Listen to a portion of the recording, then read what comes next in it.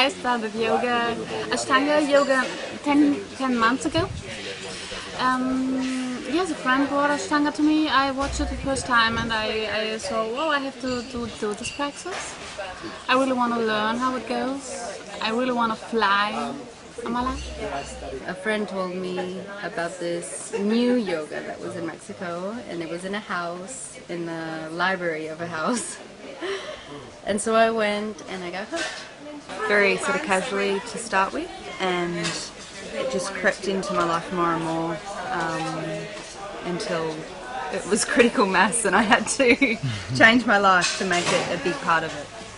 I started Ashtanga in Chile because I wanted to do something that relaxed me and at the same time made me feel better about myself, physical and emotional. Then I sort of got into travelling around trying to find teachers, Bali, now Goa, and practicing by myself mainly in Dubai. And then I found Michael, and now I just find Michael wherever he's going and get him to come to Dubai. I started yoga about 8 years ago initially. Probably didn't take it too seriously or didn't practice too often until about 5 years ago when I really started doing Ashtanga, Mysore practice. I did a little bit of Ashtanga, but it was more power yoga, and then Michael introduced me to Ashtanga. I started yoga almost like 2 years ago, and I think it started in terms of trying to adjust my body back again into shape from all the injuries and everything else. And actually a chiropractor suggested it. And it started a unique journey, and I didn't expect to reach where I am today. I had just given birth and I thought this would be an easy way to get back in shape, and I was very wrong. And I went to Linus course, and I think I did most of the primary theory because I was in the wrong class, and obviously it was way too much for me at that point. So it was a real shock from the very beginning, but at the same time I think it was I just got hooked. I started yoga 7 years ago, and I was an avid runner and spinner and needed some help with my knees. So I found yoga took the pain and strain off of that and also gave me more spiritual life.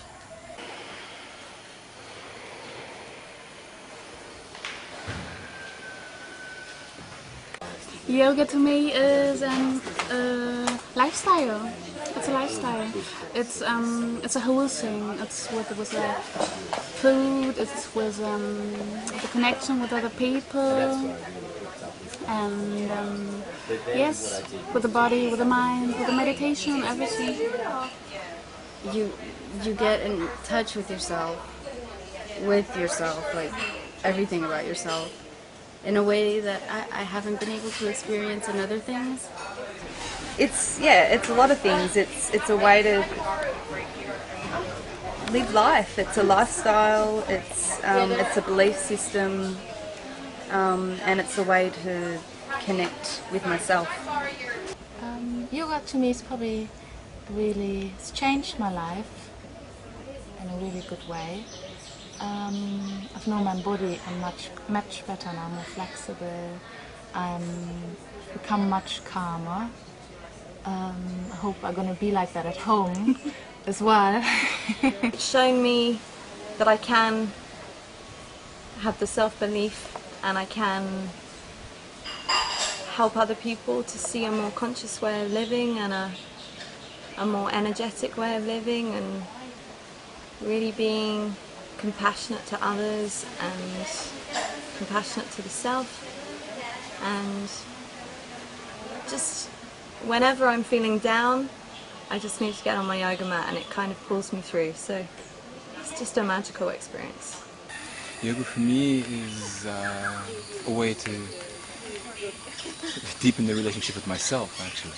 Get in contact, and what attracted me to it was my inability to relax and to let go. And this has found me a way to find, or some sort of path to find a little bit of peace. Yoga for me is now, I think, a path to be a better person. it's not only the physical and health that it gives you, it's much more than that.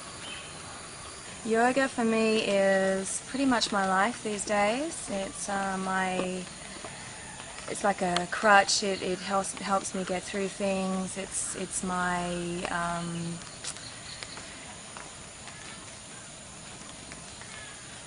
connection with everything. It's what keeps me real. Yoga for me is now a way of life. It's helped me in a lot of ways change my lifestyle, and it gives me focus. It gives my life some sort of cohesion, discipline, and I enjoy it. Yoga to me is connecting with myself and connecting with others, and it's just, it gives me that connection. Yoga today, after coming here and spending a month over here, has changed. I mean, the meaning of yoga, as we learn in the text and all, means union. But for me, I think it literally means life. Yoga means union to life, because, it's like suddenly connected me with my body. And, from where feeling aches and pains has become like pain-free, and I feel parts of my body and I want to take it to the next level. And I think it's challenged me in many different ways, and in a really positive way, which is like given new meaning to life. So I'd say yoga means life. It's a way to get connected with myself, and I think through that it's easier to deal with the rest of the world and with other people. Yoga for me is, as corny as this is going to sound, is getting a little bit closer to God. I've had a lot of different physical practices in my past, where this is the one practice that really does tap into the whole mind, body, spirit that I've been trying to achieve for many years. Yoga to me is a way of being, helps me be connected and grounded. And if I don't have it in my daily life, I'm definitely a little lofty. I'm all over the place. I'm scattered. My energies are everywhere, and it's just, I'm pretty random. So you can count on me if I've done my yoga. If I haven't, I wouldn't bet anything on me.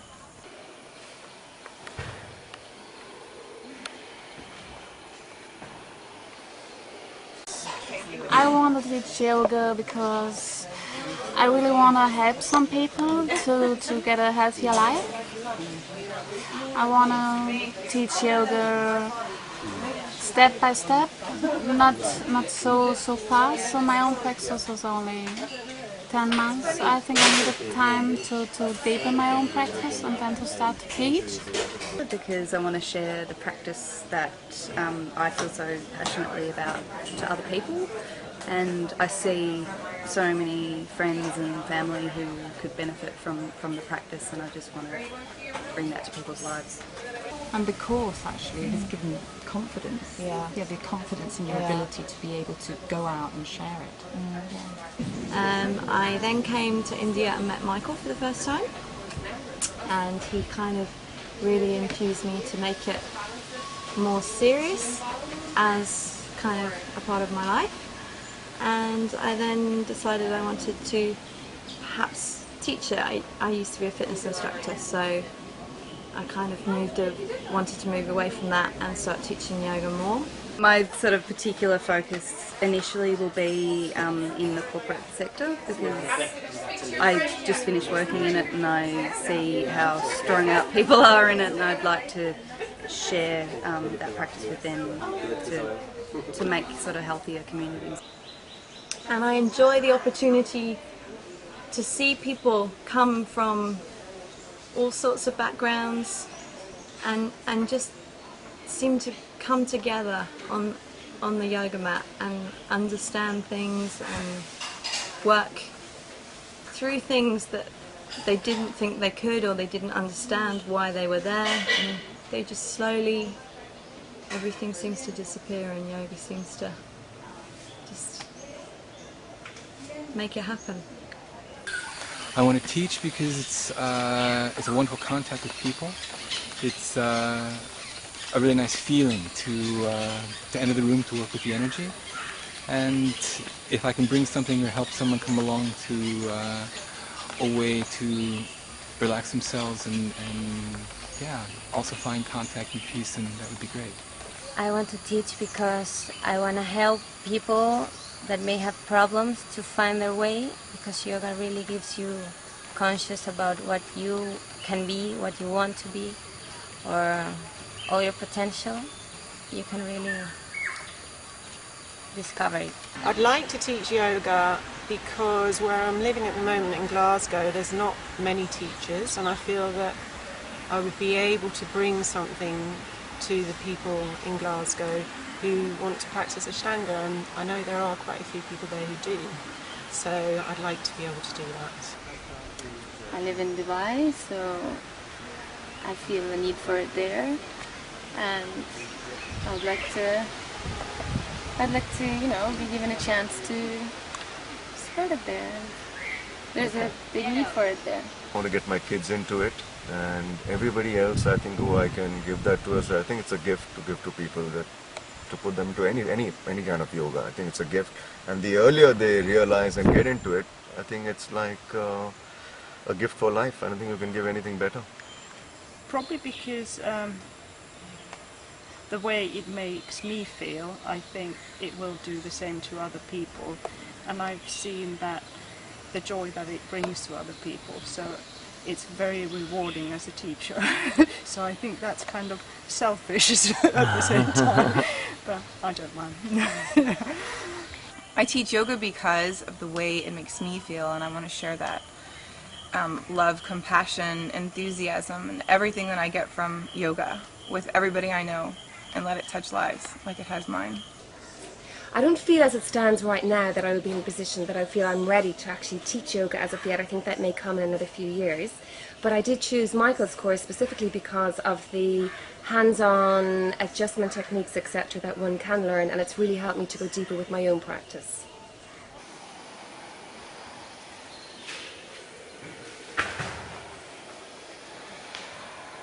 The hardest part for me and Michael's apprenticeship was sometimes to get up early in the morning, some meditations, and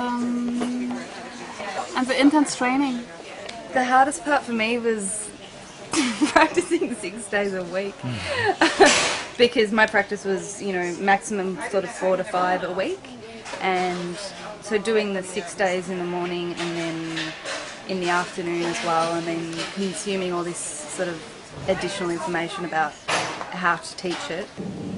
I signed up to the 21-day course in London.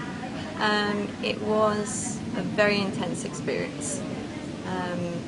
We worked solidly for 10 days before we got our first day off, and it really, at the end of it, kind of revolutionized my path, where I was heading, because after being able to immerse myself for that month, that period of time, I walked away from it thinking, yeah, this is where I should be going, this is what I want to be doing. For me, the hardest part of Michael's course is probably still the same thing with trying to find peace as meditation. To be able to not fidget, scratch, itch, the whole thing. The hardest part, I think, is the routine, and after 3 or 4 weeks it's natural to be tired. I don't think it's a special part that is difficult, it's just the whole process at the end is hard, but it's part of the training. For me, the hardest part of Michael's course, which is probably a personal thing, is getting used to speaking in front of a group of people, but this is essential in order to be able to teach a class, so it's been a great practice for me. Tough? I mean, Ashtanga is tough. Ashtanga is tough. I can't say more than that. It's not easy. It's simple, but it's not easy. Well, actually, the hardest part of the course, I think, to be honest, has been dragging my ass here at like 6:30 to 6:45 in the morning. And I think Michael kind of sensed that the first few days by seeing me in the morning in my practice. So he scheduled me at 7:45, which helped me tremendously. So that was the hard part. But no, the discipline of, I think, getting in there in the classes and having to sit there, and especially having to sit in one place. I think for me that's been the toughest thing, because I find it very hard to sit in one place. As you can see, I'm like constantly moving when I'm talking as well. Well, the hardest is also at the same time the best part of it as well, because we're in a very intimate and well, a kind of paradise which is out of your own life, which is lovely, because then you can just commit yourself to yoga, but at the same time sometimes it's also hard. The hardest part is just being able to make it all fit with my life away from home. You know, the course is a godsend, but you know, taking 30 days out of your life is kind of difficult, but you know, the people here make it pretty easy, so I'd have to say that's the most difficult part.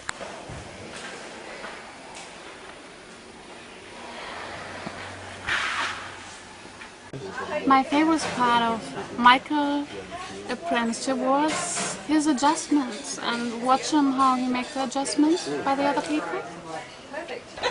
Practicing in an amazing group of yogis and yoginis, and learning from one another, being inspired by people who are deeper in the practice, and then others who are emerging and seeing their energy, working with different bodies, so many different bodies. It's just a whole new thing for me, and it's a wonderful thing. Very positive energy and a consistent energy sort of throughout the course, so it was really rewarding. The best bit of the course for me, I think, has actually been the asana practice and the discipline of doing it 6 days a week, early in the morning, first thing, and I've loved it. You've had the mornings where you've thought, going down to the shala, oh, I feel so tired, I don't want to do it, but then when you're in there and you start, it's been fantastic. The energy with being in a group for a whole month and learning from other people's experiences is also another great thing about that, and which I have also been able to experience here in Goa. It definitely helped me put together in my mind everything I'd learned on my teacher training the previous year. I got to apply everything and continue to get help from him on adjustments and teaching and talking people through things, and just the ability to share what I now knew with new people was also a wonderful experience. What attracted me to take this course with Michael was when I saw him a year ago take a class of beginners all the way up to people that were doing second and third series, handle them all in the same room, and be able to bring the beginners along quite astoundingly well for 2 weeks that I saw, and still not detract from the advanced students that were also there working. Michael's training for me helped me develop different aspects in my practice, like going deeper not only in the asanas but in everything, like the bandhas, the breathing, and it's very it's not as stressful as it would be 1 month doing a teacher training. He makes it be very funny and very nice. There's just something about Michael's delivery of the information. It's very thorough, there's no crap, it's just straight up. He's just got a very nice way of delivering the information, simplistic. What I like about Michael's teaching style is that he's very straightforward, he's very clear, he explains everything in a very accessible way. And in a very structured way, so it's a very practical course. But yeah, it's been great, and it's been great to learn in this intensive manner as well, with no other distractions, so you can really focus on it. I have learned so much from him, and it's not an easy thing, and he's always, just wow, so much energy, and always wanting to help and transmit what he has learned, and I think that's beautiful. I think Michael's a wonderful teacher. On a personal level, he just makes me laugh and I have fun, and I think that's also a very important aspect of yoga. I think sometimes people can get quite serious about it, which obviously it can be, but it's also just enjoying living and being. Michael's teaching, and I mean, me coming back for his teacher's training, I think just says it all. That I came back because I love his teaching. I love his structure. You know, you learn a lot from him. So everything's organized and information is there for you. The primary thing is to keep it simple. Keep it simple. Keep it pure. Michael's teaching style, well, coming over here I really didn't know what to expect, and I actually didn't read much, unlike all the other students, but I did put in a lot of work while I've been here, and it's been really surprising, and it's been rewarding experience, because I think I've learned Ashtanga really the way it needs to be done, and I really appreciate all the confidence that he has when he portrays his words, and the postures and the hands, which is adjustments, which is just amazing. And I think to be able to put the two perspectives together and keep people injury free and do it in a way where it is easy, I think has been a real learning experience. So it's been, and it is a lot of fun, of course. We look at the asanas, we look at the adjustments, and we teach, and it's going straight at it rather than going around things. I enjoy that. The fact that he remains so true to the traditional Ashtanga Mysore style, and he has an amazing ability to transfer that knowledge across all walks of life and all levels of practitioners. My favorite part of Michael's apprenticeship is the rigorous training and the laughter and the talks and the chats and the camaraderie and the family and the friends that I'm making throughout this course. It's a plethora. It's everything. There isn't one thing. So